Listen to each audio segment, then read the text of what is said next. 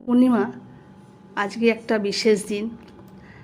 রবীন্দ্রনাথ ঠাকুর আজকের দিনে গঙ্গায় স্নান করে হিন্দু মুসলমান ভাই ভাই বলে একে অপরকে রাখি পরিয়ে দিয়েছিল।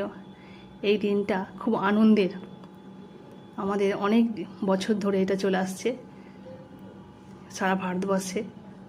তাই আজকে বাড়িতেই আমি এই পায়েস বানিয়ে ফেললাম, আর বাচ্চাদের একে অপরকে রাখি বাঁধার জন্য রাখি নিয়ে এসে সবাইকে বাঁধছে। শুধু ভাই বোন নয়, একে অপরকে রাখি পরানো নিয়ম আছে।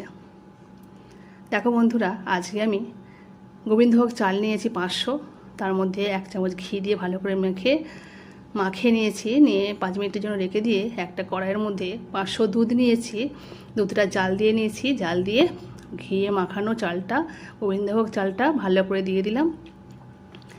এবার নাড়াচাড়া করে নিলাম। নাড়াচাড়া করতে করতে এর মধ্যে 2টো তেজপাতা দিয়ে দেব। উপর থেকে তেজপাতা দিলে একটা সুন্দর সেন্ট হয় পায়েসে।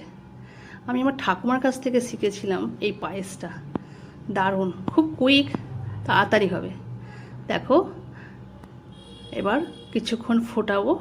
ফুটিয়ে নিয়ে অন্যদিকে একটা বাটিতে গুঁড়ো দুধ নেব, 6 চামচ। একটু উষ্ণ জল, গরম জল করে নেব বাটির মধ্যে। নিয়ে 6 চামচ শুকনো দুধ নিয়ে আমি এখানে আমুলিয়া দুধ নিয়েছি, যেটা বিড়াল মুখ। ওই দুধটা নিলে পায়েসে খুব ভালো হয়।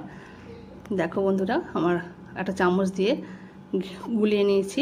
নিয়ে ওই চালটা একটু ফুটে গেছে, নরম হয়ে গেছে চালটা, আমি ওর মধ্যে দিয়ে দিলাম। তারপর পরিমাণ মতো 6 চামচের মতো চিনি দিয়ে দিলাম, কিশমিশ দিয়ে দিলাম পরিমাণ মতো, কাজুও দিয়ে দিলাম। দেখো বন্ধুরা, এবার আমি নাড়াচাড়া করতে থাকবো।